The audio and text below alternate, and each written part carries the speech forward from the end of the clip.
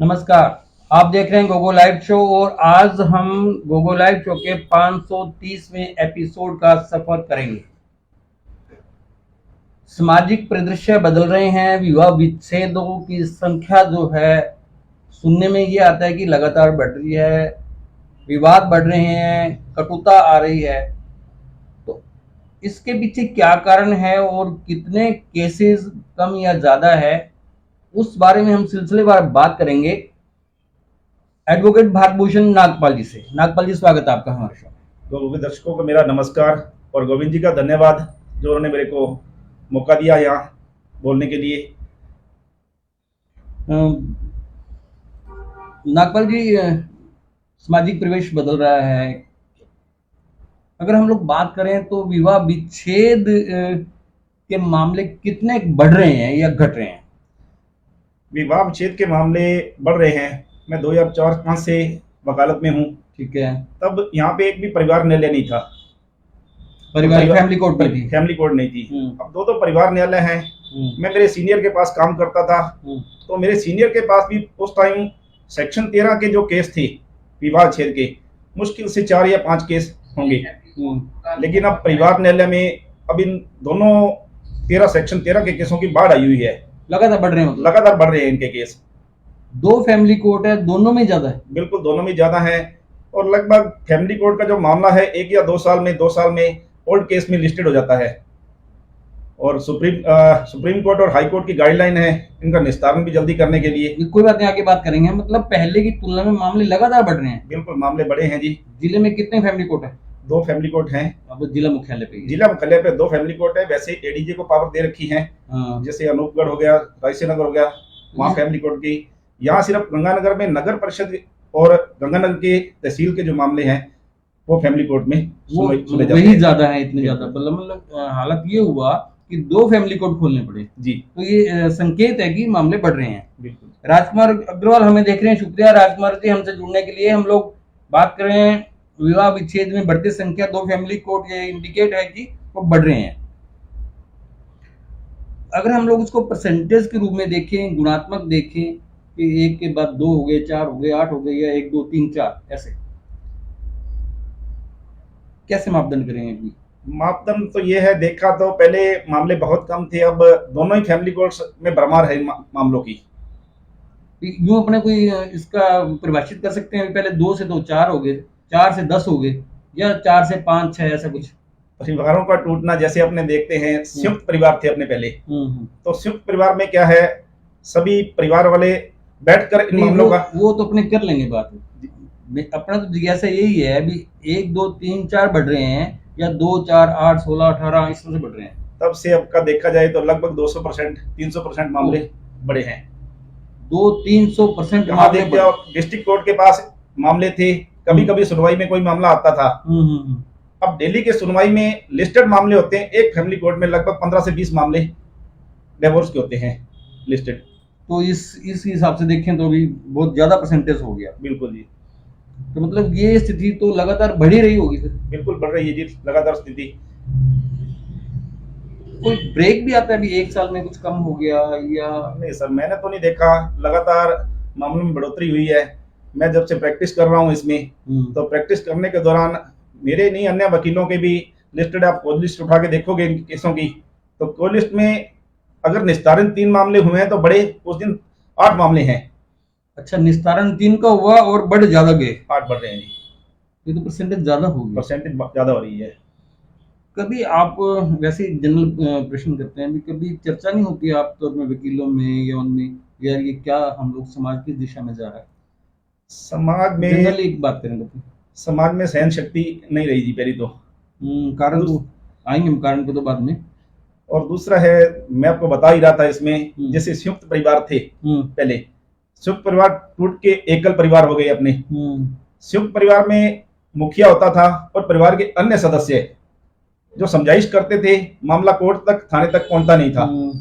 अब जो कि मामले हैं थाने तक पहुंचता है, थाने के पहुंचने के बाद कोर्ट में आता ही आता है जी मामला। तो किस उम्र के पति पत्नी में ये विवाद ज्यादा आते हैं? देखो जी, शुरू में जो उनकी शादी होने के 3 और 4 साल में ये प्रकरण ज्यादा बढ़ते हैं। मतलब शादी होने के 3-4 साल में ये प्रकरण आ जाते प्रकरण हैं। ज्यादा बढ़ते हैं। अगर 5 साल निकलते हैं वहां कुछ ना कुछ वो संयम रखते हैं, करते हैं, थोड़ा आपस एडजस्ट में एडजस्ट करते हैं। मतलब अपने यूं करें, यूं वेरिफिकेशन इसको कर लें भी 3-4 साल जब शादी को हो जाते हैं तो बहुत फिर आ जाते हैं। जी, 3-4 साल में जब शुरू में होता है ना कि मामले ऐसे होते हैं, दूसरों एक दूसरे को एडजस्ट नहीं कर पाते वहां 3-4 साल तक। 3 साल तक हम्म एडजस्ट नहीं कर पाते, तो कहीं तो ईगो पर्सन होता है उनका, दोनों का ईगो हर्ट हो रही है। पढ़े लिखे पहले भी थे, पढ़े लिखे अब भी हैं, लेकिन मतलब अपने शादी के 3-4 साल बाद स्थिति ऐसी आती है कि केस आने शुरू हो जाते हैं। 3-4 साल में ही आने चालू हो जाते हैं ये। विद इन 3 और 4 मैरिज के 3-4 3-4 साल में सभी इसी प्रकार के आते हैं कि ओल्ड एज के भी आते हैं। नहीं, ओल्ड एज के तो बहुत कम है जी मामले। ओल्ड एज के तो रेयर केस हैं, ओल्ड एज की रेयर केस है, कोई 100 केस वो आए हैं तो उसमें से एक केस होगा ओल्ड एज का। वरना 30-35 साल बिल्कुल 30-35 साल इसका रेशो है। एवरेज अगर माने तो 30-35 30-35 साल की उम्र के जो दंपति है उनमें ज्यादा उनकी ज्यादा है। कोई कास्टिज्म के हिसाब से भी रहता है।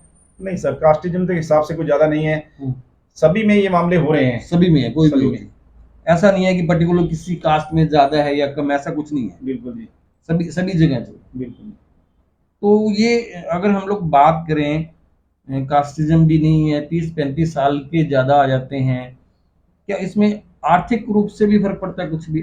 जो पैसे वाले ज्यादा आते हैं, कमजोर ज्यादा आते हैं? नहीं ऐसा सर, कुछ? इसमें कोई पैसे वाले का कोई ज्यादा पर्सन नहीं आता इसमें। ऐसा कोई कुछ?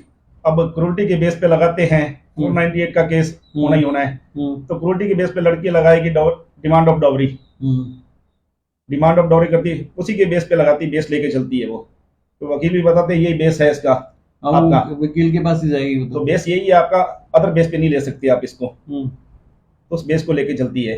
अर्थ ऐसा कुछ नहीं है भी बहुत ज्यादा बड़े घर के आ रहे हैं या कमजोर परिवार के, सभी के आ रहे हैं सब इसमें भी, सभी एज वर्ग और सभी आर्थिक रूप से जितना भी है सभी का वो मामले आ रहे हैं। कमजोर परिवारों के भी है, मिडिल भी है, बहुत है। जब मैं मेरे गांव से हूँ, मेरे गांव से अब इतना ज्यादा कोई पैसे वाले नहीं है, तो वहां से कमजोर वर्ग के केस आते हैं हमारे पास, वो भी आ जाते हैं। बिल्कुल चल रहे हैं, अभी भी चल रहे हैं, समझाइश करने की प्रयास करते हैं उनमें, कुछ एक लोग बसते भी हैं वहाँ, वो तो अलग बात, एडजस्टमेंट भी करते हैं। विनोद कुमार पावा लंदन से हमें देख रहे हैं, शुक्रिया विनोद जी आपका हमसे जुड़ने के लिए। आप लगातार हमारे शो देखते हैं लंदन से, आपका धन्यवाद। आर्थिक का कोई मैटर नहीं है, नहीं सर, आर्थिक जाति का कोई मैटर नहीं है, जाति का भी ज्यादा मैटर नहीं है, लेकिन इंटरकास्ट मैरिज होती है वहाँ कुछ एक एडजस्ट हो जाते हैं, क्योंकि सरकार द्वारा कोई सहायता दी जा रही है, कर रही है। मैं भरदी आऊंगा उस बात पे भी आऊंगा। क्या पढ़े लिखे ज्यादा आते हैं या कम पढ़े लिखे ज्यादा? पढ़े लिखे ज्यादा आ रहे हैं जी, पढ़े लिखे ज्यादा जी, मतलब जो हायर एजुकेटेड लोग जो हैं वो ज्यादा आ रहे हैं जी, वो ज्यादा विवाह विच्छेद हो रहे हैं जी, मतलब बस एक ही उनकी रट होती है कि हमें करना, बिल्कुल जी, दोनों तरफ से। दोनों तरफ से जी। फिर लड़की तो डाउरी के लिए कर लेती है, दहेज के लिए कर लेती है, तो लड़का फिर लड़की ग्राउंड लेता है, अडल्ट्री वगैरह का ग्राउंड लेता है जी। अच्छा, जैसे अब कहना चाहिए मोबाइल पे चैट पकड़ ली हाँ, लड़की की, चैट पकड़ ली, उसको आधार बनाता है, अडल्ट्री का आधार बनाता है। कोई लिव इन रिलेशनशिप होता है उसका वो बना देता है, उसका आधार बनाता है, कोई पुराना है, अफेयर है, उसके द्वारा कोई भी एफआईआर इस तरह की करवाई हुई है किसी लड़के पे, तो उसका भी आधार लेती है, अडल्ट्री का ग्राउंड लेता है लड़का। ये एजुकेटेड लोग इस तरह से जी, लड़के की तरफ से ज्यादा ग्राउंड नहीं होते उसमें, तो अडल्ट्री का ग्राउंड लेता है, अडल्ट्री ग्राउंड लगा के ही वो चलता है, वो बस प्रूफ वही होता है, लगभग ज्यादा प्रूफ नहीं हो पाता। मतलब हम लोग बात अगर करें तो ना तो पैसे का मामला है, ना जाति का मामला है, पढ़े लिखे ज्यादा लोग हो रहे हैं जी। तो क्या इतना ऐसा क्या एग्रेसिवनेस होता है कि कभी ऐसा मौका भी आता होगा कि दोनों आपस में वहां पे उलझ भी जाते होंगे? 2-3 मामलों में देखा है सर, वहां करते करते बात एक दूसरे को आरोप प्रत्यारोपण करते हैं, जब आरोप प्रत्यारोपण के बाद इतनी बात बढ़ जाती है, काउंसलर काउंसलिंग करवा के उनको कहीं भेजा जाता है, तो कोर्ट से बाहर निकलते ही 2-3 मामले ऐसे हुए हैं, लड़ाई हुई है उनकी वहीं पे। काउंसलिंग करने की बजाय झगड़ा कर लिया काउंसलिंग करने की बाद काउंसलर ने निकाला है वहां से, जाते ही बाहर लड़ाई होगी। वहां परिवार की इन्वॉल्वमेंट होती है सर, जैसे लड़की की मदर आ गई, लड़के की मदर आ गई, जहाँ लड़के की सिस्टर आ गई तो वहां कोई रोक प्रत्यारोपण बात आते करना चालू कर देते हैं, तो वहां मामला गर्म हो जाता है ज्यादा। कोर्ट में जो हुआ उसके बाद काउंसलिंग हुई और उसके बाद जैसे ही बाहर आए वो लोग तो ज्यादा प्रॉब्लम है जी। तो फिर मुकदमा एक और हो गया। मुकदमे होते हैं सर, एप्लीकेशन दोनों पक्षों की तरफ से दी जाती है मारपीट के संबंध में। हाँ तो फिर ज्यादा हो गया काम वो तो। जी, तो वहां बचने की संभावना बिल्कुल निमन रह जाती है सर। हम लोग बात कर रहे थे इंटरकास्ट मैरिज की, जो लव मैरिज जो लोग करते हैं जी, क्या वो भी मामले आते हैं? इंटरकास्ट के मैरिज के मामले भी आते नहीं, हैं। लव मैरिज कोई इंटरकास्ट जरूरी नहीं, लव हाँ, मैरिज के मामले भी आते हैं। लव मैरिज के मामले आते हैं। लव मैरिज में जैसे शादी से पहले तो बहुत एक दूसरे को विश्वास दिलाते हैं, हम ऐसे हैं ऐसे हैं। तो लव मैरिज में क्या होता है, एक परिवार असंतुष्ट रहता है सर लगभग। जैसे 10 मैरिज हुई हैं तो उसमें से ये होता है 5 तो बच जाते हैं। 5 बचने का सवाल ऐसा रहता है कि दोनों में से एक परिवार असंतुष्ट रहता है। लड़के वाला रह सकता है या लड़की वाला, तो उनका इंटरफेरेंस ये रहता है ये अलग हो दोनों। तो वहां लव मैरिज के मामले फिर कोर्ट तक आते हैं। दोनों की ईगो हार्ट होती है वहां पे, वो अपने परिवार की करना चाहता है, परिवार उसकी नहीं करना चाहता, दोनों में से एक की। वहां जब ईगो हार्ट होती है तो वो सोचता है कि अलग होना बेहतर है। तो लव मैरिज के बाद भी ये हो जाता है? बिल्कुल सर, लव मैरिज के बाद तो मोस्टली मामले होते हैं सर। अच्छा, लव मैरिज के बाद मोस्टली मामले होते हैं। अगर हम लोग बात करें भी इतने मामले आ रहे हैं तो उसमें लव मैरिज के भी ज्यादा है? लव मैरिज के भी हैं जी। लव मैरिज के लगभग 3 या 4 मामले अभी भी चल रहे हैं। आप मानोगे, हमने स्पेशल मैरिज एक्ट में उनकी मैरिज करवाई। स्पेशल मैरिज एक्ट में आके उन्होंने मैरिज की, दोनों परिवारों से अलग रह रहे हैं और सर्विस में है। सर्विस में रहते हुए भी उनकी ईगो इतनी हार्ट हो रही है कि दोनों कहते हैं भी हम अलग होना चाहते हैं लव मैरिज करने के बावजूद। तो माल है, चलता ही जी। चौधरी महेंद्र चार हमें देख रहे हैं, शुक्रिया चौधरी जी हमसे जुड़ने के लिए। 530वां एपिसोड हम लोग बात करें विवाह विच्छेद के बढ़ते हुए मामलों की। भागभूषण जी एडवोकेट ने बताया कि लगातार बढ़ रहे हैं, कि फैमिली कोर्ट 2 है यहाँ पे, इसके बावजूद बढ़ रहे हैं। इसके अलावा जिले में कुछ कोर्ट्स को भी फैमिली कोर्ट्स के राइट्स दिए हुए हैं। और विनोद कुमार पावा कह रहे हैं हाय हाय विनोद जी, आप सकुशल होंगे लंदन में। लव मैरिज वाले भी हैं, अरेंज मैरिज वाले भी हैं जी। दोनों में कंपैरिजन करें तो ज्यादा कौन? देखो, अरेंज मैरिज और लव मैरिज में संयुक्त ही मामले हैं लगभग। जहां मैंने आपको बताया भी परिवार टूटे, उनकी काउंसलिंग करने वाला कोई भी नहीं है। काउंसलिंग करने वाला कोई नहीं है, काउंसलिंग नहीं होती, प्रॉपर नहीं मिलता। लव मैरिज वाले मामले तो मोस्टली आते ही आते हैं, तो उसकी रेशो ज्यादा माने कि लव मैरिज कम है। हाँ, वो उसी हिसाब से रेशो ज्यादा हो जाएगा। हिसाब से लव मैरिज का रेशो ज्यादा है, उस हिसाब से ज्यादा रेशो हो गया। जहां अरेंज मैरिज होती है, परिवार के लोग कहीं ना कहीं काउंसलिंग करते हैं। आज भी कई संयुक्त परिवार बैठे हैं, अपनी रेशो ज्यादा तो नहीं है। संयुक्त परिवार का एकल परिवार पद्धति ज्यादा चल पड़ी है। एकल परिवार पद्धति में इनको समझाने वाला कोई नहीं है। तो मतलब अपने यूं कह सकते हैं कि जहां ज्वाइंट फैमिलीज हैं वहां मामले कम है। बिल्कुल कम है जी मामले। ज्वाइंट फैमिली में मुखिया हो गया, ऐसा रिश्ता होता है ज्वाइंट फैमिली में अपने करते हैं। अरेंज मैरिज होती है तो पारिवारिक रिश्तेदारी में ही रिश्ता होता है। वो पारिवारिक रिश्तेदारी में होएगा तो रिश्तेदार बीच में पड़ते हैं। रिश्तेदार बीच में पड़ के उसको राजीनामा करवाने के, उस परिवार को बसाने का प्रयास करते हैं, कैसे ना कैसे एडजस्ट करते हैं। तो वो काउंसलर की भूमिका निभाते हैं। फैमिली कोर्ट बनाने का उद्देश्य ही यही था, काउंसलिंग करवा के परिवारों को बसाना, परिवारों को बसाना। हालांकि जज साहब बैठे हैं, दोनों बहुत अच्छे हैं, यहाँ पे काफी काउंसलिंग कराते हैं, काउंसलर भी अच्छे हैं। लेकिन इन कोर्टों के लिए काउंसलर और भी अच्छे काउंसलरों की जरूरत है जो अच्छी एज के हों, जिनको नॉलेज है बड़ी समाज के बारे में। समाज को जो जॉइंट फैमिलीज में करते हैं, पंचायतें करते हैं जी, इस प्रकार के होने जी।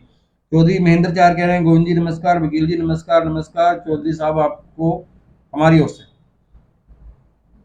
अगर हम लोग कम शब्दों में बात करें तो जो ज्वाइंट फैमिलीज हैं वहाँ इस प्रकार के मामले कम है। बिल्कुल कम है जी इस तरह के मामले।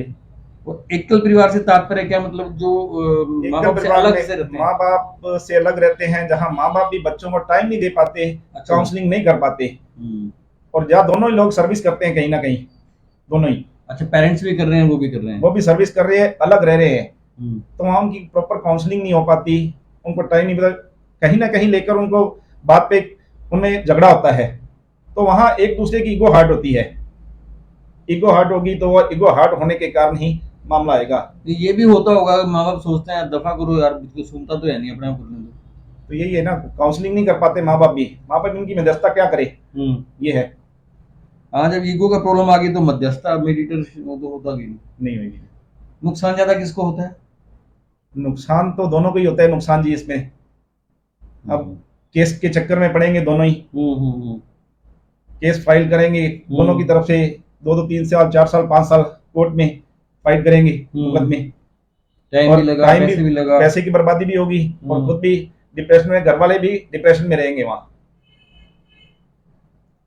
एक जानकारी, एक जिज्ञासा आई मन में कि ये जो मामले जो आप बता रहे हो, वो हस्बैंड वाइफ नौकरी दोनों करते हैं वहां ज्यादा होते हैं या एक के भी ज्यादा हो जाता है? नहीं, जहां हस्बैंड वाइफ दोनों नौकरी करते हैं ना, तो नौकरी करने में उनकी ईगो ज्यादा होती है, वहां ज्यादा प्रॉब्लम होती है। बड़े शहरों में या अपने गंगानगर के भी ऐसा? गंगानगर में भी आ रही है अपने इस तरह की, गंगानगर में भी आने लगी अब जी, क्योंकि बड़े शहरों की है। अब एक मैरिज हुई थी, लड़की अहमदाबाद में रह रही थी, यहाँ की है, और लड़का है दिल्ली में रहता है। तो उनका मामला सुना, मामला कुछ भी नहीं उनका। लड़का कहता है मैं वहां नहीं जाऊंगा, वो नौकरी छोड़ दे। अच्छा। लड़की कहती मेरी तनख्वाह ज्यादा है, मैं नौकरी नहीं छोड़ूंगी। तो वहां क्या हुई, ईगो हार्ट हुई दोनों की। अच्छा, ये भी आ जाता है इसकी वजह से, ईगो हार्ट हो रही है। और उनकी डिवोर्स पिटीशन हमने म्यूचुअल कंसेंट से फाइल की है, जल्दी होती है ये है। तो जो आपस में म्यूचुअल करें तो वो जल्दी हो जाता होगा? म्यूचुअल कंसेंट 6 महीने लगते हैं सर, उसमें 6 महीने 6 महीने लगते हैं। अगर सप्रेशन पीरियड में कोई अन्य केस नहीं चलता हो तो 6 महीने लगते हैं। नहीं तो सुप्रीम कोर्ट और हाई कोर्ट ने कह रखा है भी इसमें, अगर पहले से कोई मामले इनके चल रहे हैं तो 6 महीने का जो कूलिंग पीरियड है उसको कॉन्डम किया जाए।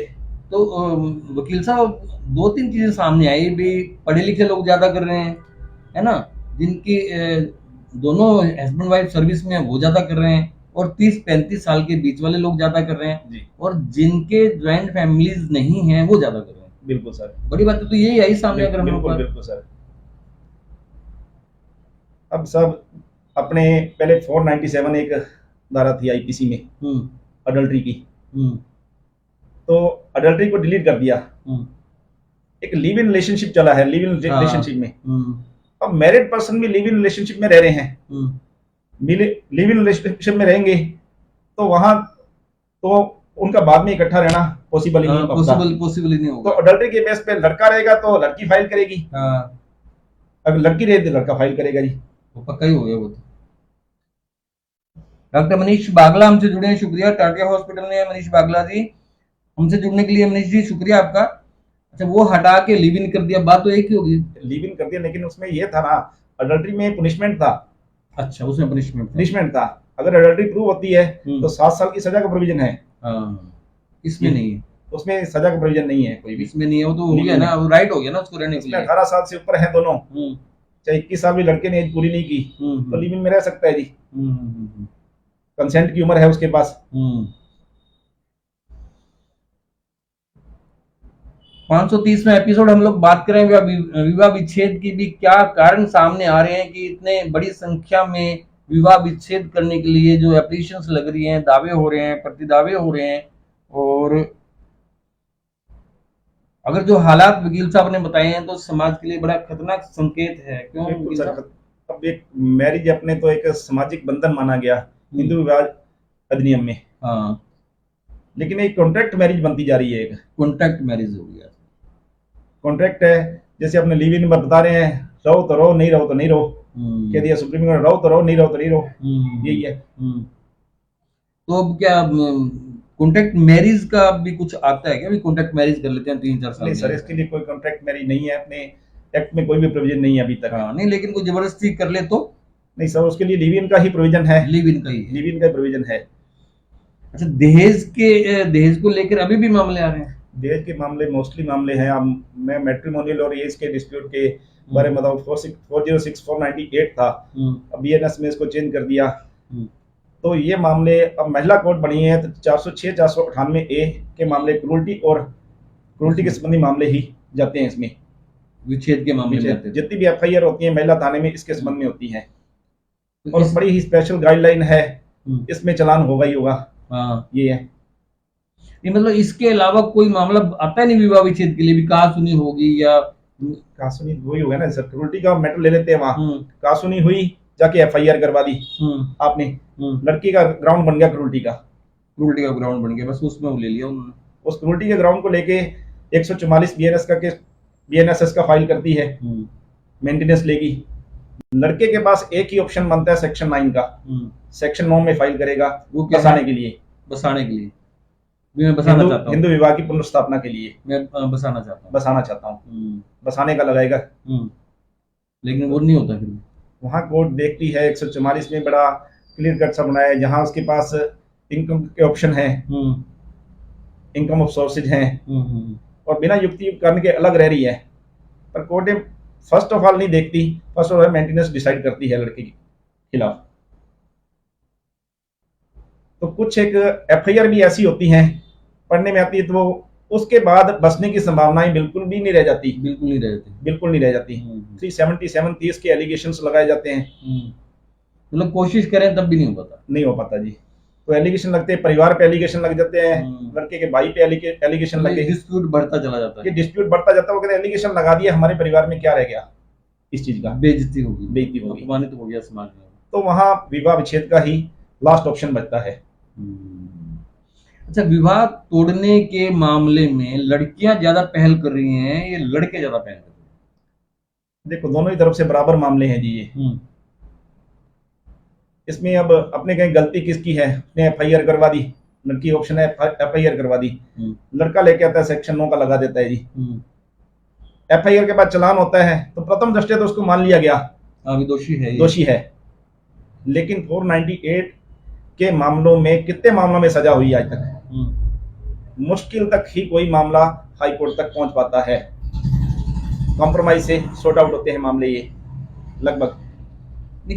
अगर हम लोग बात करें डाइवोर्स की या विवाह विच्छेद की, तो लड़की एप्लीकेशन ज्यादा लगा रही हैं या लड़के लगा रहे हैं? लड़कों की तरफ से ज्यादा लगती है जी, लड़कों की तरफ से ज्यादा, लड़कों की तरफ से ज्यादा लगती है एप्लीकेशन। सीधे कोर्ट में लग सकती है वो तो? बिल्कुल कोर्ट में लगती है जी एप्लीकेशन ये, क्योंकि सेक्शन 13 में प्रोविजन दिए हुए हैं ये।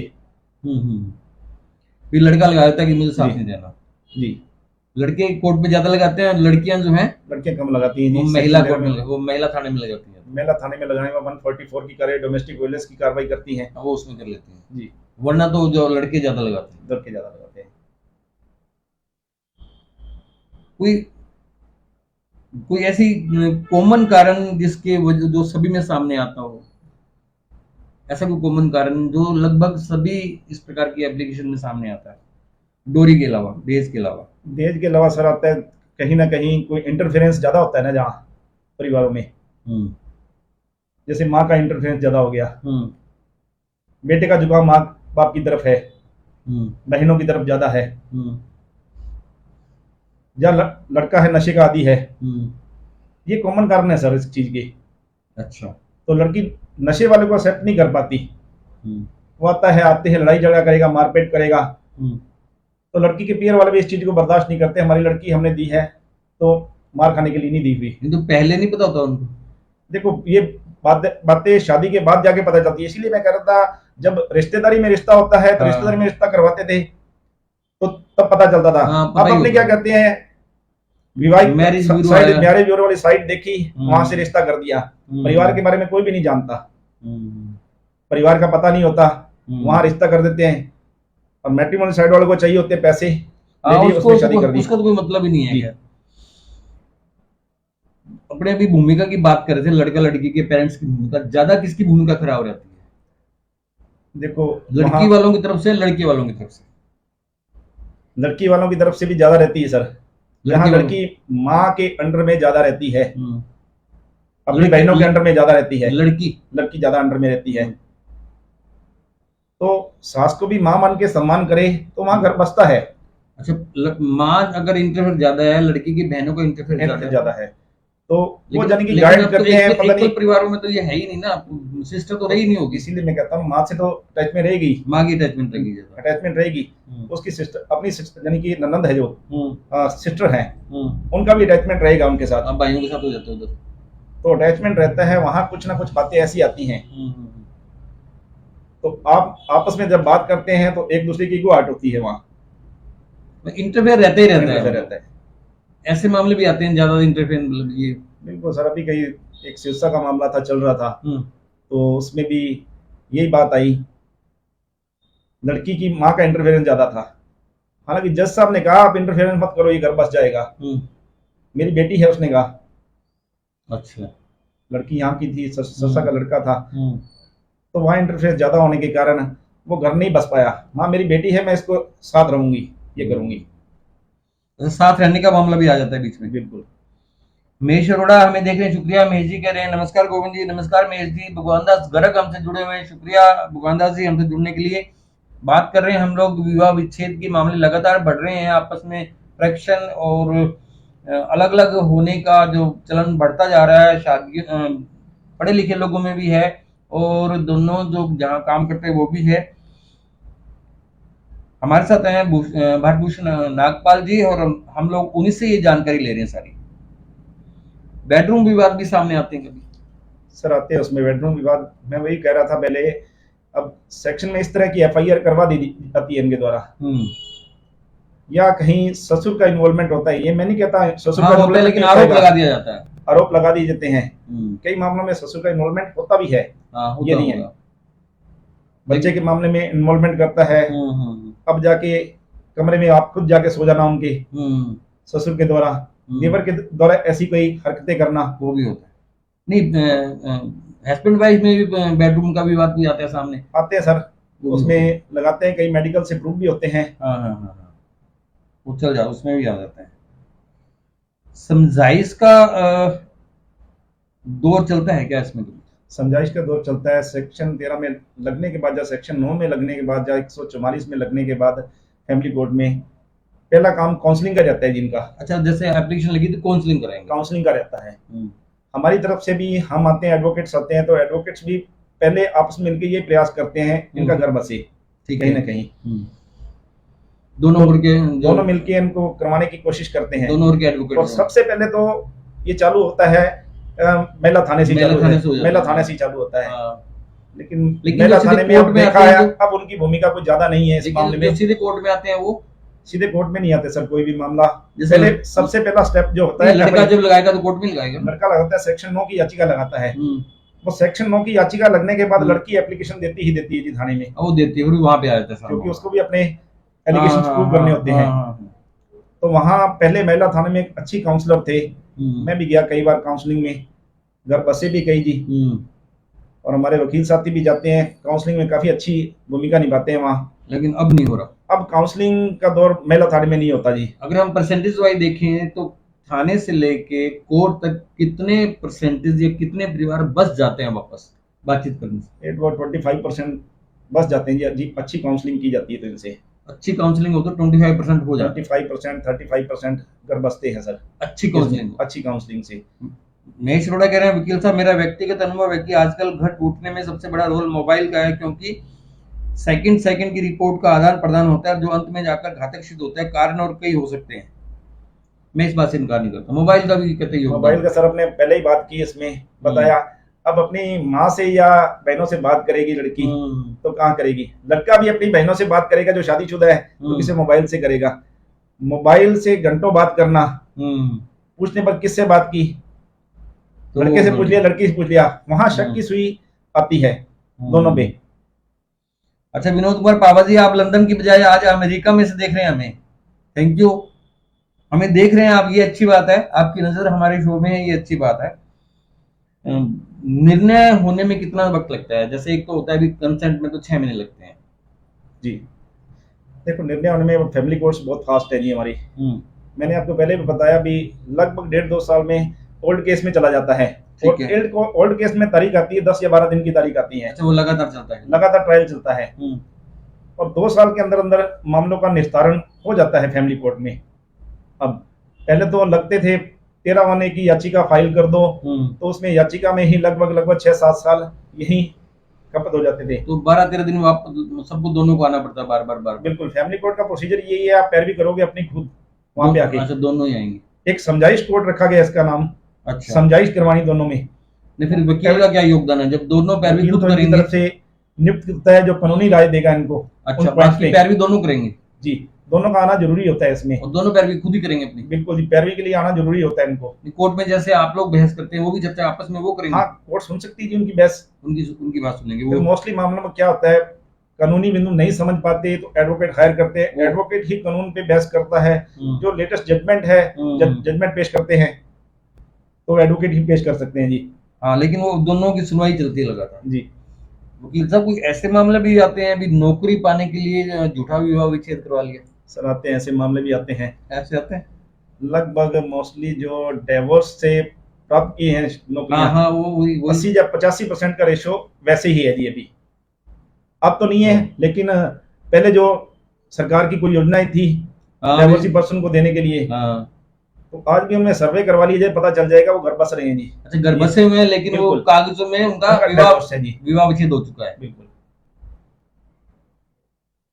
वो म्यूचुअल कंसेंट से डिवोर्स लिए हुए हैं उनने। म्यूचुअल कंसेंट से ले लिए, जल्दी 6 महीने में फिर नौकरी ले ली और अपना घर में बैठे हैं आराम से। बिल्कुल जी। तो उसमें कानूनी पहलू क्या है? उसके बाद बच्चा हो गया तो कानूनी पहलू क्या रहेगा उनका? कानूनी पहलू में लिख के आते हैं, बच्चा ये इसके पास रहेगा, ये मेरे पास रहेगा। अच्छा, वो दो है तो दोनों करेंगे, एक करेगा तो माँ के पास रहेगा। अच्छा, वो दोनों इस तरह से कर लेते हैं। ये होता है, म्यूचुअल में हमने रहना तो इकट्ठा है। हाँ, तो कागजी कार्रवाई ज्यादा हो जाती है। मैं इस मामले में थोड़ा बताऊंगा। हमारे जज साहब थे, किरण जी जज साहब थे, वो 13B में भी याचिकाएं खारिज करते थे। मैं आपको डिवोर्स नहीं दूंगा, मेरी कोर्ट है समझाइश के लिए, बसाने के लिए। बड़ी पहल करते थे। उनका काम ही काउंसलिंग का था, चैम्बर में बिठा लेना दोनों पक्षों को घंटों तक। राजकुमार जी थे जज साहब, तो वो काउंसलिंग ही करते थे, खुद काउंसलिंग करते थे। बड़ा उन्होंने प्रयास किए, बड़े घर बसे भी, लेकिन वकील उनके स्वभाव से थोड़े खिन थे। वो काम करेंगे तो वकील के पास कौन है? उससे नहीं, उनका जवाब होता था कानूनी बिंदु पर नहीं, मैं तो यहाँ काउंसलिंग करवाऊंगा। पहले काउंसलिंग पर्सनल करवाते थे। लड़की की मदर को डांट के बाहर निकाल दिया था उसने, आप जाइए बाहर। वो तो, लेकिन उसमें उनका हित तो था नहीं ना जी, वो तो परिवार का हित तो दोनों को बैठ के करवाना चाहता हूँ, दोनों ने बसना है। आज के लिए बस इतना ही। इससे पहले कि हम लोग आज की इस एपिसोड को विश्राम दें, भाग्यभूषण जी से कहूंगा कि 30-40 सेकंड के लिए कोई मैसेज कन्वे करना चाहिए समाज के लिए तो वो करें। मेरा शहर में जितनी भी संस्थाएं हैं उससे निवेदन है कि आपके पास जो भी मामले आते हैं इस तरह के कोई भी, तो उसमें काउंसलिंग करवाओ। बड़े बुजुर्ग जो है उनको बीच में डाल के, क्योंकि उनको जितना अनुभव है ना, किसी को अनुभव नहीं है, तो जो मामले इन मामलों को बसा सकते हैं वो इनमें काउंसलिंग करेंगे, अच्छी तरह से काउंसलिंग होएगी तो काउंसलिंग से बसाने का प्रयास करना चाहिए, क्योंकि कन्यादान महादान माना गया है। तो मेरा निवेदन यही रहेगा। धन्यवाद। आज के लिए बस इतना ही। अगले सोमवार को ठीक 8 बजे हम लोग फिर किसी विशेष विषय पे हम लोग बात करेंगे नए मेहमान के साथ। आप स्वस्थ और प्रसन्न रहें, हमें आपकी फिक्र है। थैंक यू भाग्यभूषण जी, नागपाल जी, आपने समय दिया, चर्चा की। हालांकि ये लंबा विषय है, इतने कम समय में पूरा नहीं हो पाता, लेकिन एक मर्यादा है हमारे समय की। फिर कभी और चर्चा करेंगे इस पे। थैंक यू वेरी मच आपका, बहुत दर्शकों का धन्यवाद।